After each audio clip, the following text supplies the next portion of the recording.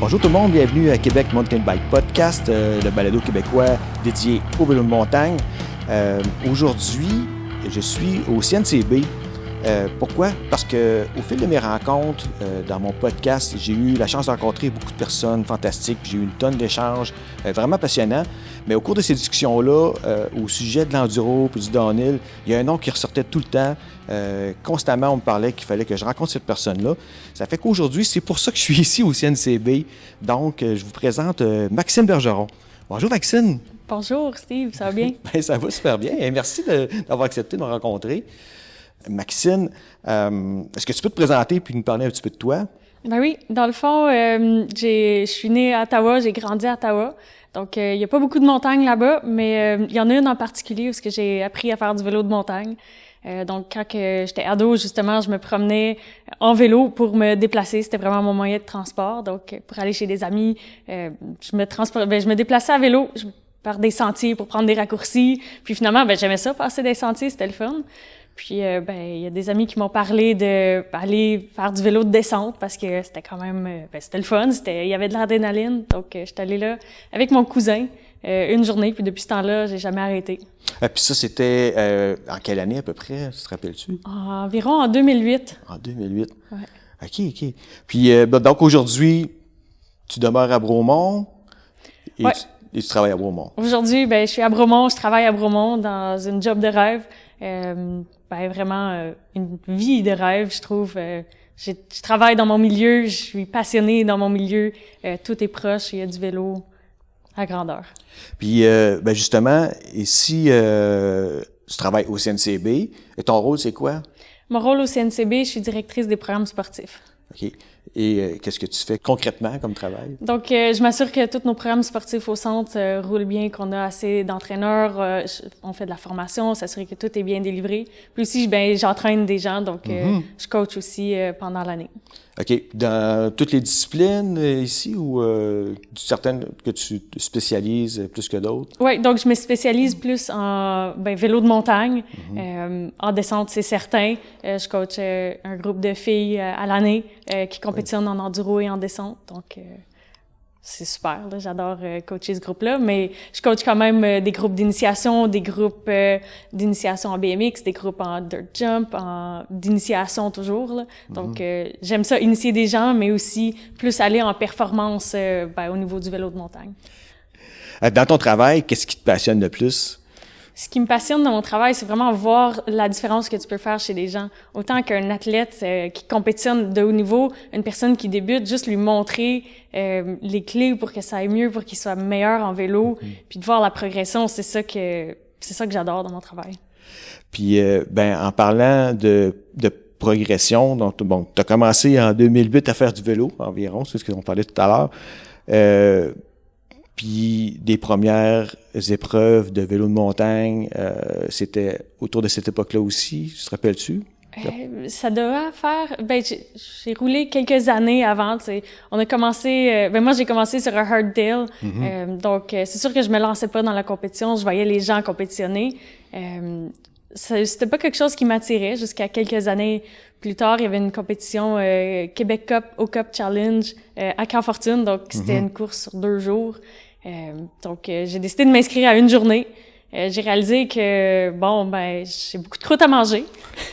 Mais c'était super cool. Il y avait du monde de tous les niveaux, là, c'est certain. Mais c'est pas là où j'ai vraiment eu la piqûre. Donc, j'ai continué à faire du vélo.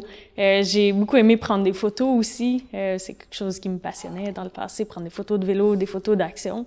Donc là, j'en ai fait un petit peu pendant des courses. Puis ensuite, j'ai fait une course, une Coupe Canada junior au Mont-Tremblant. Il y a longtemps. Puis ça m'avait pas plus allumé. C'était le fun parce que c'était en gang, c'était en amis, mais c'est ça. Donc après ça, j'ai pris une petite pause de la compétition. J'ai fait beaucoup plus de photos, je me suis amusée en vélo. Là. Ah oui. Mais par la suite, évidemment, tu es arrivé un petit peu plus sérieusement dans la course. Là, je vais juste regarder les résultats que j'ai pris en note. Là, on parle 2e place au cumulatif de la série en descente de l'Eastern States Cup en 2023. 2e place au cumulatif. C'est quand même assez exceptionnel, là. Est-ce que tu peux nous parler un petit peu de ça, ton entrée en compétition un peu plus sérieusement, comment ça s'est passé? Ben ouais, c'est sûr. Donc, dans le fond, en prenant des photos, j'ai réalisé que, hey, mais finalement, je me suis quand même améliorée. Je pense que je peux trouver mon compte à la course. Puis c'est là où on venait quand même de temps en temps à Bromont, venir faire des fêtes de semaine entre amis. Puis il y avait une Bimax en 2014-2015. Je me suis dit, OK, je vais faire des petites courses régionales, des courses faciles. Ben, pas faciles, mais des courses amicales. Tu sais, c'est le fun d'y aller. Puis, justement, je me suis juste donné l'objectif de faire la série de courses régionales à Bromont, les Bimax, où on partait soit à mi-montagne ou quelque chose d'accessible. Puis c'est là où j'ai trouvé vraiment l'amour du vélo, de la compétition, parce que je me dépassais moi-même dans un contexte de dépassement personnel. Fait que c'est là où j'ai commencé à compétitionner, puis à vouloir aimer ça. Puis après ça, quelques années après, au niveau Coupe Québec, donc j'ai fait quand même quelques années de série de Coupe Québec. Donc en 2016, je pense que j'ai commencé un petit peu plus sérieusement là, les Coupes Québec. Ça, c'est toujours en downhill. Toujours en downhill. À ce moment-là, est-ce que tu demeurais dans la région? T'avais-tu déménagé dans le coin? Là? Tu étais toujours à Ottawa, puis tu descendais ici faire la série à Bromont. Ah oui? Oui, exactement. Donc, c'est ça. Toujours en Outaouais. Donc, beaucoup de routes, beaucoup de fins de semaine à se déplacer. T'as pas fait seulement du downhill. T'as fait d'autres épreuves aussi? Dans le fond, j'ai fait du downhill de 2016 à 2020, jusqu'à la COVID. Donc, j'ai fait le circuit québécois 2016 à... Donc, pendant 4 années, là. Oui, jusqu'à la COVID, jusqu'à temps qu'il n'y ait plus de Coupe Québec, dans le fond. OK. Tu te positionnais comment à ce moment-là? Dans les tout débuts, c'était difficile. J'avais quand même quelques compétitrices, puis dans Audrey... Vaillancourt. Puis, c'est ça. C'était de la belle rivalité au cours des années, puis une belle façon de s'améliorer, puis de cheminer là, à travers de ça. Ensuite, la COVID est arrivée. Oui. On n'a pas pu aller plus loin que ça. Donc, 2019, je sais qu'on a essayé des Eastern State Cup. On aimait bien ça, on avait entendu le concept, puis vu qu'on était... Ça, pour les gens qui ne savent pas, Eastern State Cup, c'est aux États-Unis, là, dans le nord-est, là, pas loin d'ici. Donc, c'est au Vermont ou... ça se promène, donc c'est une série nord-est américaine. Donc, ça part de la Pennsylvanie, t'en as au Massachusetts, au Connecticut, New Hampshire, New York, Vermont. Donc, quand même, 10-12 courses par année. Est-ce que tu faisais le circuit complet ou... Non, juste dans quelques le fond, courses? En 2019, j'ai fait 2 courses de la Eastern State Cup, puis ensuite, en 2020, il n'y avait plus de course, on s'entend. Où ce que là, en 2020, j'ai essayé une course de cross-country, pour me garder dans le beat de courser, c'est un départ de course, c'est un départ de course, c'est un départ de course.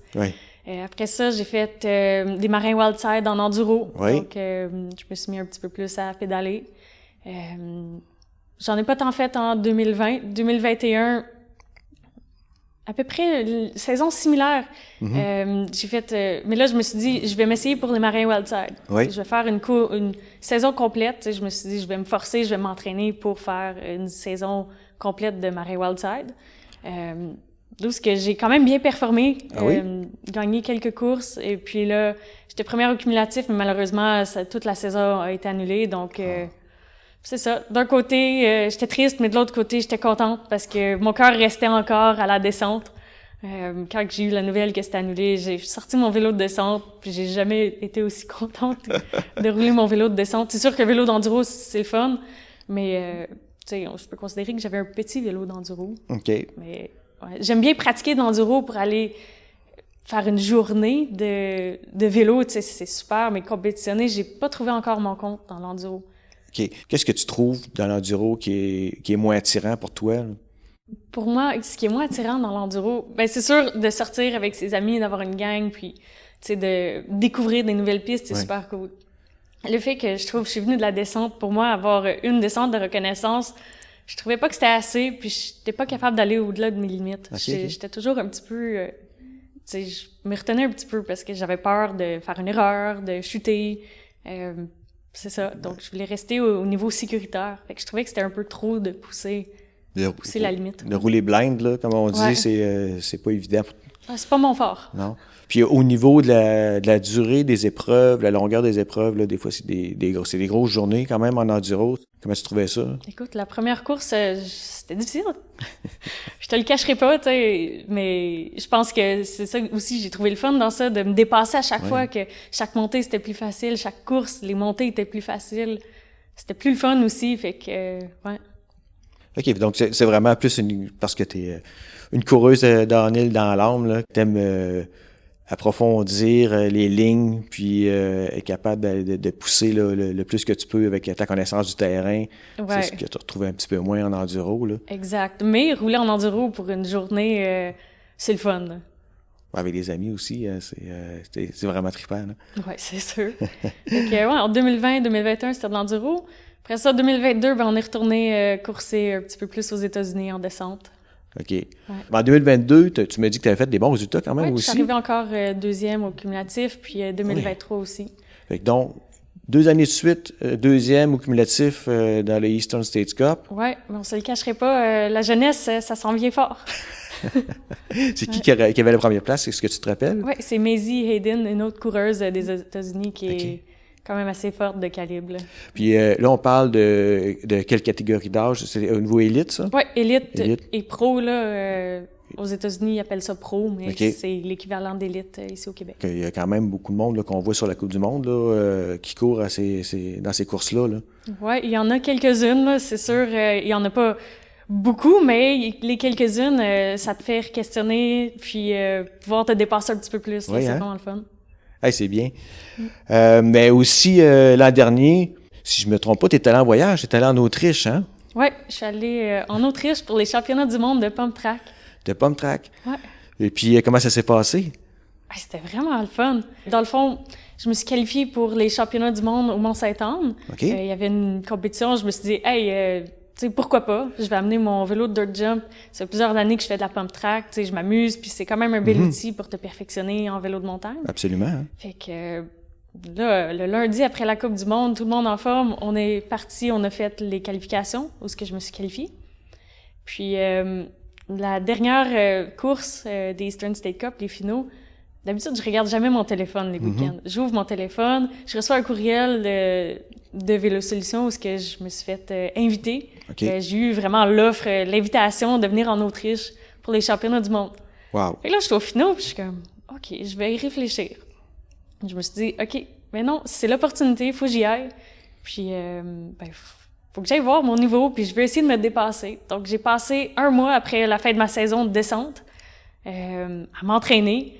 J'ai vraiment, tu sais, 5-6 jours semaine, 100% à m'entraîner au niveau de la pump track, à peaufiner mon vélo aussi pour le rendre plus rapide. Moi, ensuite, m'entraîner. Donc, ça a été un gros mois d'entraînement. Puis, je suis fière de ça parce que ça a quand même payé au championnat du monde. C'était difficile parce que là, tout le calibre est bon. Là, c'est juste toi contre toi, puis il faut que tu sois le meilleur possible. Donc, à travers des runs, j'ai appris à être de meilleur en meilleur, puis aller de plus en plus vite. Donc, cette course-là, tu t'es classé 25e au championnat du monde à l'épreuve de pump track. Ouais. Hey, c'est quand même très bien. Tu as mentionné tantôt que tu avais fait la compétition au Mont-Saint-Anne. Ouais. Mais avant ça, est-ce que tu en avais fait d'autres ou c'était simplement par plaisir? J'avais fait les championnats québécois de pump track ici à Waterloo. Ouais. OK. Puis ça avait bien été aussi? Ça a bien été. La dernière manche, un peu moins pour moi, fait que c'est là où je l'ai perdu. Là, je me suis dit, OK, j'ai quelque chose à apprendre de ça. Puis, j'en ai appris beaucoup. Puis là, ça m'a amené à un autre niveau que je suis vraiment fière. Moi, je suis pas très familier avec les compétitions de pump track. Est-ce que tu peux nous expliquer un petit peu comment est-ce que c'est jugé? C'est-tu, parce qu'on s'entend, ça doit pas être une course, c'est pas chronométré? Oui, OK. C'est chronométré. Donc, tu pars, t'as le droit de pédaler jusqu'à la ligne de départ. OK. Ensuite, tu fais un tour jusqu'à la ligne d'arrivée, t'as pas le droit de pédaler. Donc, c'est le plus rapide. Donc, t'as beaucoup d'enchaînements de bosses, de virages. C'est rapide, là. Donc, en quelque part, c'est un petit peu comme une course de BMX sans pédaler sur une plus courte distance. Oui, toute seule. Toute seule. Ouais. Hey, c'est le fun. Tu roules avec tes amis, par exemple, en downhill, comme ça, à Saint-Anne ou à Bromont ou ailleurs. Qu'est-ce qui te fait le plus triper dans ces journées-là? Moi, ce qui me fait triper, habituellement, on roule pas un gros groupe, on est quelques personnes. Mais ce qui me fait triper, c'est à chaque fin de chaque run, il y a toujours quelque chose qui se passe.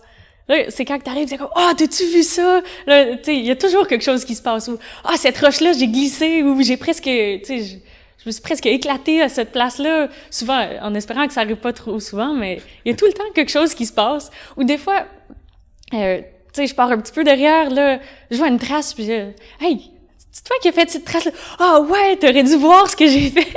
Donc, pour moi, ça, je trouve que c'est le plus cool de rider avec des amis ou de mes journées, là. Ouais, je dirais. De se remémorer après ça, chacune de nos runs, de se compter nos bons coups. Ben ouais, parce que veux pas, tu sais, du vélo, t'es toute seule, mais après ça, c'est l'histoire après de qu'est-ce qui s'est passé. Ouais. Je trouve que, ben, c'est ça, le vélo, là. Effectivement. Après toutes ces années-là de compétition, là, tu dis l'enduro, peut-être un petit peu moins, là. Fait que 2024, qu'est-ce qui t'attend pour cet été? Est-ce que tu penses encore faire de la compétition ou peut-être un peu plus te concentrer sur le training, l'enseignement?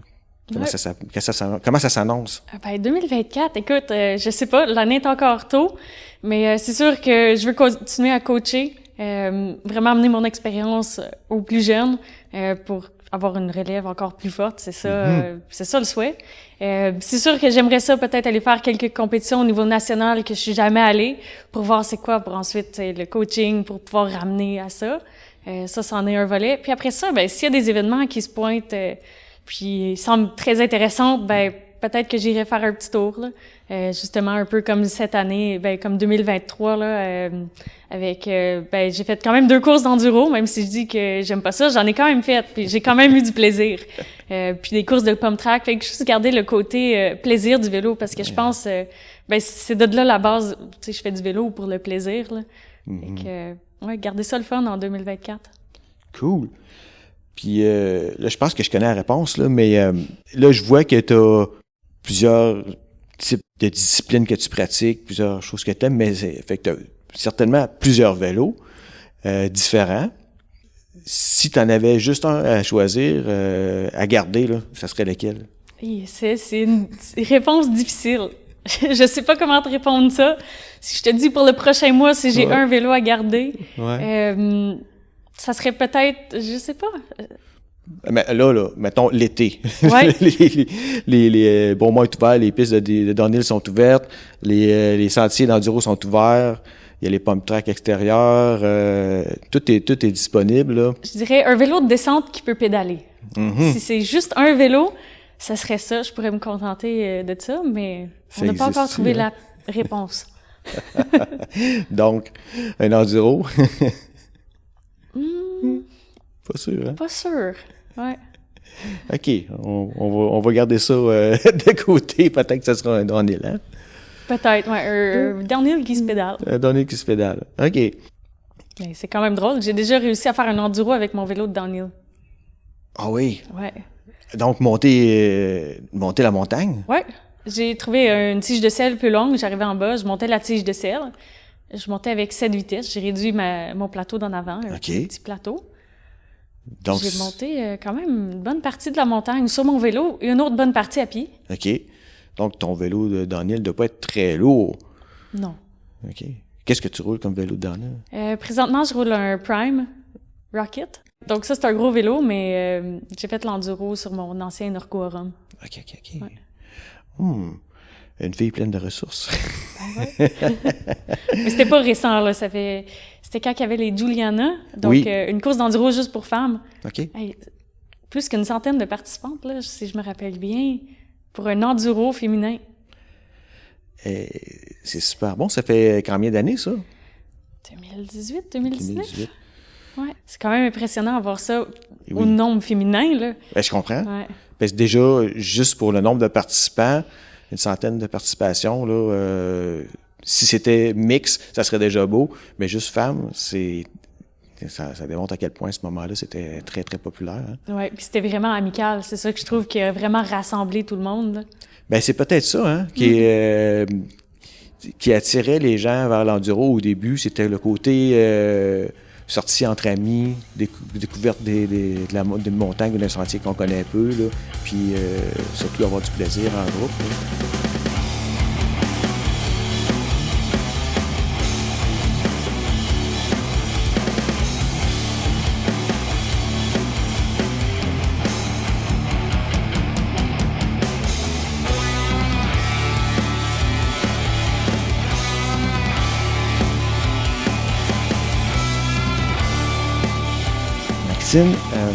Avant de faire du vélo ou dans ta jeunesse, est-ce que tu pratiquais d'autres sports? Oui, je pratiquais d'autres sports. J'ai fait de l'équitation au niveau compétitif quand j'étais plus jeune. J'ai joué au soccer aussi, compétitif, récréatif, pendant quelques années. Sinon, à l'école secondaire, c'est sûr que je pratiquais quand même beaucoup de sports, là, donc bouger pour moi, c'était important. OK. Je pense, tu sais, n'importe quel sport, c'est ta porte de sortie, tu sais, au niveau stress, au niveau, tu sais, juste qualité de vie, faire du sport, t'en as besoin, tu sais, ton corps, il en demande, puis, tu sais, même aujourd'hui, si une journée je passe pas à bouger, c'est important, là, tu sais, ton corps, il le ressent qu'il a besoin de bouger. C'est vraiment bien. Mais ici, quand même, au CNCB, il y a toutes les facilités, là, nécessaires pour pouvoir bouger et puis rester en forme, là. J'imagine que tu as la chance de pouvoir en profiter, là. Oui, c'est sûr. C'est un gros avantage là, d'être capable de rouler à l'année et puis de s'entraîner dans diverses disciplines aussi pour augmenter tes petits atouts de petites disciplines. Là. Donc, ouais, t'as vraiment de tout pour t'entraîner. Ouais, ceux qui entendent derrière nous, on a quelqu'un qui joue au pickleball, là. On entend la balle qui rebondit. Non, c'est ça. Donc, ici, au CNCB, là, il y a une foule d'activités qui sont disponibles. Il y a, donc, on parlait tout à l'heure de vélo de montagne. Il y a des pistes de vélo de montagne extérieures qui sont ouvertes l'été.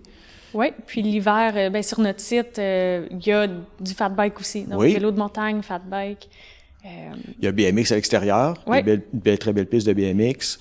Il y a des pistes de dirt jump extérieures. Exactement. Donc, dirt jump, on a des dirt jump d'initiation, puis on a aussi des dirt jump quand même assez impressionnants, là, à regarder. Puis à l'intérieur, il y a la piste, il y a la pump track intérieure, qui est très belle. Oui. Que j'ai pogné la piqûre, là, j'ai commencé à venir pas mal régulièrement. C'est bien intéressant l'hiver, surtout que les conditions extérieures sont pas très belles. Lorsque, par exemple, on a eu de la pluie hivernale, c'est pas génial pour sortir dehors. Donc, en tout cas, moi, j'ai bien apprécié ça. Toi, c'est quelque chose que tu pratiques souvent ici, la pump track, étant donné que t'étais une bonne... comment on dit ça? Une bonne cycliste de pump track. Y a-t-il un terme pour ça? Je ne sais pas s'il y a un terme pour ça, mais honnêtement, je fais pas autant de pump track à l'intérieur où j'en fais, mais pas autant. Pendant l'hiver, j'aime ça prendre une pause. J'aime ça faire autre chose. J'en fais une fois par semaine à peu près, un petit 30 minutes. Tu sais, je peux pas compter ça. Oui et non. 30 minutes par semaine, c'est quand même... puis tu fais pas seulement que ça, là, mais 30 minutes par semaine sur une pump track, c'est pas tout le monde qui a la possibilité de faire ça non plus. Non, c'est ça. Donc, des fois, tu sais, j'essaie d'en faire assez régulièrement pour pas... régulièrement. Un petit peu de temps en temps, parce que souvent, ce qui arrive, justement, quand je suis revenue des championnats du monde, j'ai pas touché à mon vélo. OK. Pour quand même quelques mois, là, jusqu'à tout récemment. Je vais dire, faudrait que je roule un petit peu, tu sais, question de pas être perdu sur mon vélo. Finalement, je suis embarquée. Ça m'a pris un bon 40 minutes à savoir c'était quoi un vélo de pump track. C'était quand même assez drôle, mais bon, là ça va, mais c'est ça, juste au moins garder mes acquis puis pas trop les perdre, là.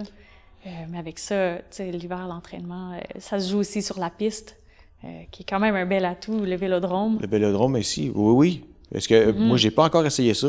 Toi, t'en fais régulièrement? Oui, au moins une fois semaine. OK.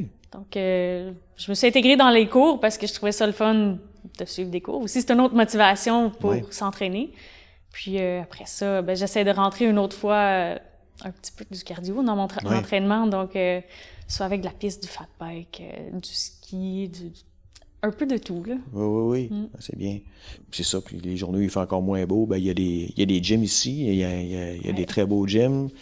Il y a des salles où on donne des cours de Power Watts. Oui, de Power Watts. C'est un peu comme du spinning, mais c'est quoi la différence?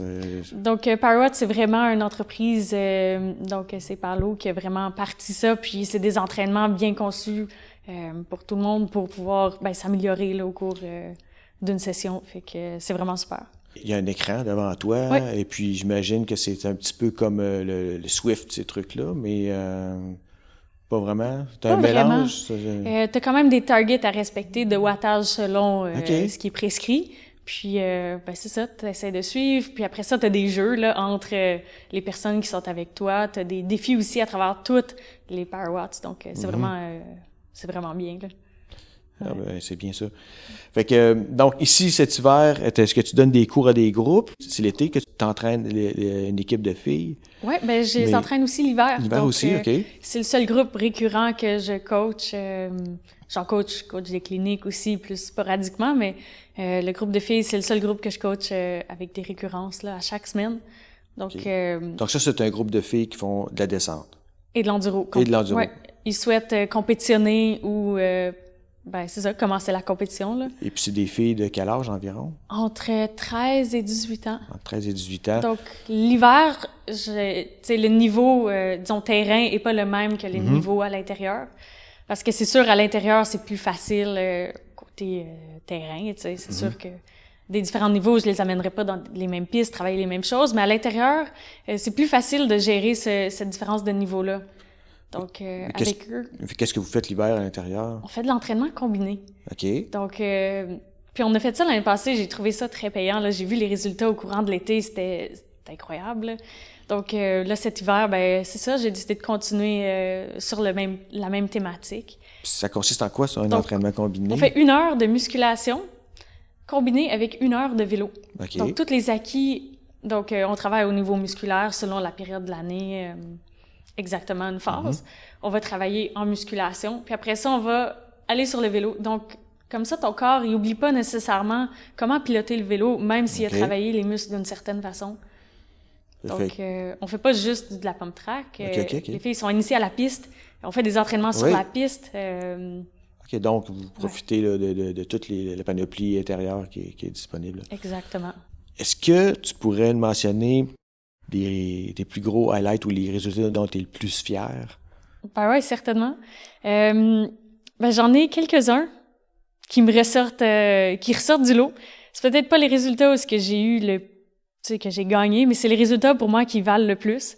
Puis je trouve un résultat qui vaut le plus, c'est pas nécessairement de gagner, mais c'est vraiment ta performance, toi contre toi aussi, là. Qu'est-ce que t'en ressors de ça? Puis tout dépendamment du week-end.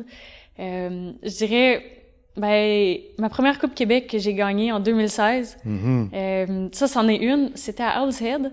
Oui. Puis Owl's Head a été reconnu chaque année pour de la belle pluie battante et puis du beau gazon.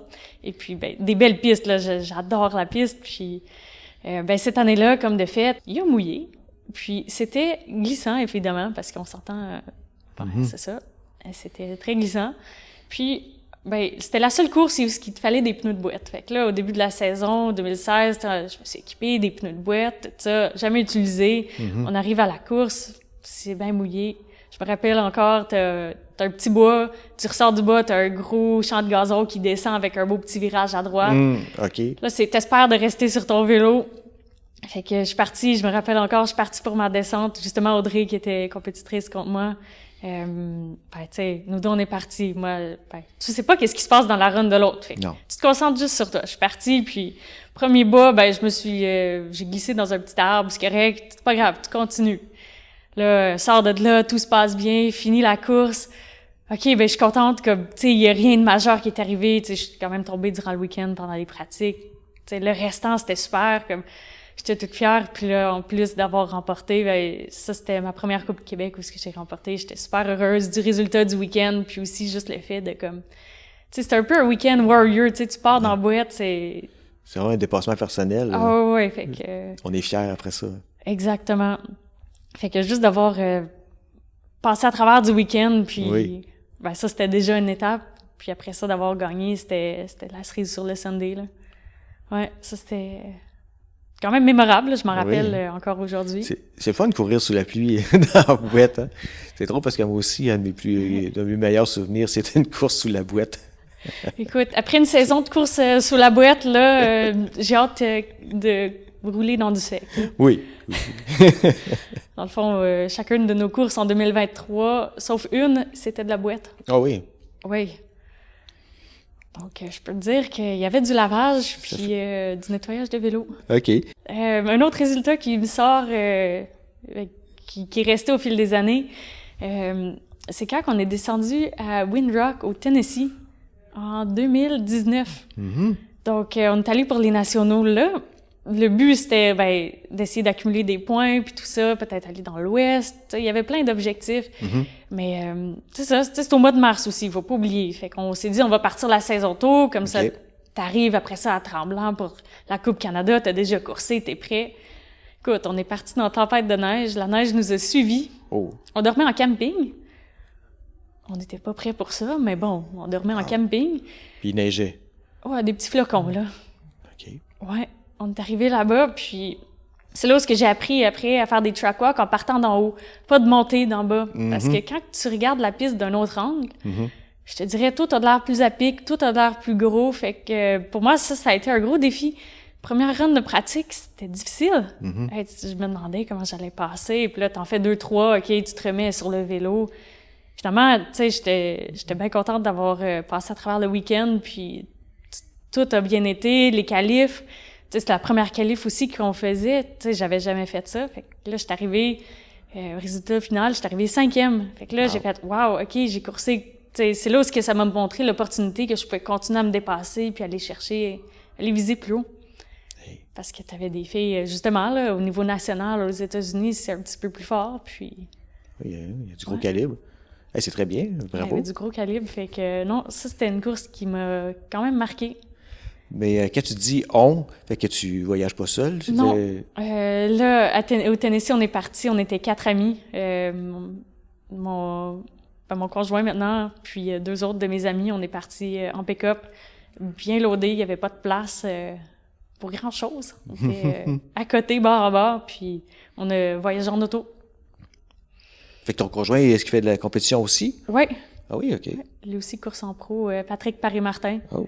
Donc, Ah oui? depuis plusieurs années même. Ah ouais, c'est bien ça. Ouais.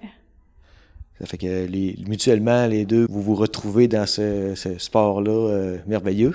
Ouais, on se retrouve dans le sport, puis c'est le fun. Après ça, tu sais, on est capable, on vit de ça, là, fait qu'on est heureux, tu sais, on vit d'une passion commune. Fait que c'est ça qui nous fait vivre, qui nous fait aimer jour après jour, passer des week-ends ensemble, des week-ends à pas savoir qu'est-ce qui va se passer. Mm-hmm. Des week-ends d'eau dans la tente ou le matelas qui perce à 2h du matin. Tu dors sur du gravier pour 2 soirs. Ouais. C'est ça l'aventure. Exactement. On est partis à l'aventure ensemble, puis c'est le fun. Ah oui, hein? Génial. Ah, t'as-tu une anecdote que tu voudrais me raconter? L'anecdote du matelas à 2h du matin, c'est quand même drôle. C'est, je pense que quand on fait beaucoup de camping, c'est quelque chose qu'on a vécu tous au moins une fois, puis c'est pas agréable. Hein? Surtout en compétition. Non, c'est ça, parce que là, c'était avant la course, j'imagine. Ouais, dans le fond, c'était dans le temps où moi et mon conjoint, on était à Chicoutimi pour quelques mois. Donc là, cet été-là, on partait en vacances faire 2 Eastern State Cup qui suivaient. Fait qu'on arrive à Platkill, New York, qui est au milieu de nulle part. Il n'y a pas de réseau. La ville la plus proche est à 1 heure, pour te donner une idée. Mm-hmm. On arrive là à 2 heures du matin. T'sais, on est jeunes, là, ça va, on peut se coucher à cette heure-là puis faire du vélo le lendemain. Mais faut que tu dormes quand même. Ouais. Puis là, tu sais, t'entends, OK, on sort du duct tape, on met une patch, on le regonfle, c'est bon. Psst, même chose, on continue. Peut-être 15-20 minutes plus tard, pouf. Oh, mon Dieu. Puis de matelas. On est sur du gravier, au milieu de nulle part. OK, ben là, moi, je pars à rire parce qu'il n'y a rien d'autre que tu peux faire, tu sais. Non. Tu vis avec. Fait que, on a dormi sur du gravier une soirée, une demi-soirée rendue à cette heure-là. On a fait toutes les pratiques le lendemain matin. Ensuite, là, OK, on dort sur quoi? Ben oui, vous aviez une autre nuit à faire, là. On a 2 autres nuits ou plus, parce que, là, on est en vacances, en camping. Fait que, au moins 2 autres nuits. Fait que là, OK, on regarde. Finalement, sur chacun des poteaux de télésiège, il y a toujours un petit pad, hein? Là, on a trouvé, il y avait un entrepôt ouvert, là, qui avait ces petits coussins-là. Mais c'est les vieux, c'est pas sur-rembourré que les petites pinottes, là. Ils sont durs, là. Ils sont à peu près 1,5 pouce d'épais. Le milieu a peut-être 2 pouces. Puis les côtés sont comme 4 pieds de large. Fait que, on a mis ça en dessous de la tente. On a dormi 2 autres soirs sur ça. OK. Vous ne sentiez plus le gravier, au moins? Au moins, on sentait plus le gravier. Finalement, cette course-là, les deux, on avait quand même bien performé, là, des podiums. Wow. Tout le monde était surpris parce que c'était vraiment drôle, là, que... Vous aviez pas beaucoup dormi, en plus. Non, puis... T'sais, habituellement, les gens, ils dorment dans des campers, dans des hôtels, non, nous, on a le strict minimum, mais ça fonctionne pareil. Fait que, non, c'était drôle. C'est très bon, ça. Ouais. Puis là, le lundi, on est reparti, on est allé à Walmart se rechercher un nouveau matelas. Qui est toujours en vie aujourd'hui, d'ailleurs. Mais on l'utilise plus parce qu'on s'est acheté un meilleur matelas. Avec toutes ces expériences-là de courses un peu partout et de voyage, de vélo, là, as-tu une piste de course que tu préfères? Que tu dis, celle-là, c'est malgré, dans toute mon expérience, là, c'était la piste que j'ai le mieux aimée. C'est une grosse question, ça. C'est sûr, Alzette, j'ai bien aimé. Ça, c'était un beau parcours au niveau du Québec. Tremblant, j'ai toujours... Au Mont-Tremblant, la Coupe Canada, ça a toujours été difficile, tu sais. Il y a toujours un petit quelque chose qui est arrivé, puis on dirait que j'ai jamais eu mon compte avec cette piste-là. Tu sais, j'ai jamais trouvé la clé. Puis j'aimerais ça y retourner. Je pense pas que c'est ma piste préférée, mais c'est une piste qui me garde encore du défi. T'apportes du challenge, puis... Ouais. Sinon... Peut-être un prochain rendez-vous. On sait jamais. Sinon, j'ai bien aimé la piste de Coupe du Monde à Windham. On l'avait coursée en Eastern State Cup. Ah oui? Sous la pluie, faut pas oublier. Il y a quelques années, en 2019. Puis ça, c'est un bon défi. Puis j'aimerais ça voir, y retourner prochainement pour pouvoir comparer où est-ce que je suis. Puis parce que c'est sûr, en quelques années, il y a du progrès qui a été fait. Là, fait que ça serait le fun de retourner pour ça. Génial. Il y en a tellement des belles places pour aller rouler. Il y a Mountain Creek que j'adore. Un beau bike park qui a vraiment de tout. Là. Il y a de... Puis ça, Mountain Creek, c'est où? À New York. Dans l'État de New York? Ouais. OK. Donc ça, il y a des beaux gros jumps, mais il y a du beau gros technique. Des cailloux, il y en a, mais ils ont aussi du beau flow. Fait que j'aime ça. J'aimerais ça y retourner bientôt là, pour pouvoir justement aller faire du vélo là-bas. Là. Je trouve... ça ouvrait avant super tôt en début de saison, fait qu'on y allait au mois d'avril. S'entraîner là-bas pour pouvoir débuter la saison. Fait que ça serait le fun d'y retourner. Fait que c'est plaisant d'aller se promener dans ce coin-là. Ouais. On a beaucoup de beaux spots aussi au Québec, là, que ça vaut la peine. C'est pour ça aussi que j'ai choisi Bromont, là. À tous les week-ends, on se ramassait ici, moi et mon conjoint, puis là, on s'est regardé. Écoute, je pense que Bromont, ça nous appelle. Ça fait combien de temps que vous demeurez ici? Ça va faire bientôt 5 ans. 5 ans. Ouais. On est déménagé en 2019, officiellement. Et si on compte pas chacun des week-ends qu'on restait ici, là. Ouais, puis c'est quand même drôle parce que quand on venait s'entraîner au centre, dans le fond, on faisait du camping. On venait faire du camping à Bromont, justement, ou sinon on restait au Centre national, on louait des chambres. Donc le centre, pour moi, ça a été... je le connaissais bien avant de commencer à travailler ici, là. Puis ça s'est produit comment, l'offre d'emploi ici? C'est des gens qui t'en ont parlé ou tu as vu une petite annonce, tu te dis « Ah, je vais appliquer ». Dans le fond, c'était quand même assez cocasse. Donc, j'étais ici et puis avec mon conjoint et puis avec Patrick. Puis justement, une soirée, c'était une soirée où toute l'auberge était occupée. Donc, on nous a dit, OK, vous pouvez dormir une nuit en camping, tranquille, puis le lendemain, vous repartez. Parfait. On a monté les tentes, on est allé souper, on est revenu. Puis là, on avait vu qu'il y avait des choses dans nos tentes. Fait que c'était le camp c'était la préparation pour le camp d'été. Donc, c'était les moniteurs qui faisaient un peu, une formation. Puis, il y avait décidé, pourquoi je vais installer une tente? Il y a déjà des tentes. Fait que là, je rentre dans l'auberge, puis je croise quelqu'un, je croise Patrick Chartrand, puis là, c'est à vous autres les tentes, là, c'est parti. On en a ri, c'était vraiment drôle, là. Qu'il y a des jeunes qui se sont installés, mais finalement, on a dormi dans notre tente. Puis là, t'es kin, tu t'en viens dans la région. Hey, as-tu entendu parler du projet du Vélodrome? Fait Fait que là, non, parle-moi-en. Fait que là, il me parle du projet du Vélodrome, tu sais, tout ça vers 9 h le soir. Là, je suis comme, wow, c'est intéressant, j'aimerais ça travailler dans le milieu, tu sais.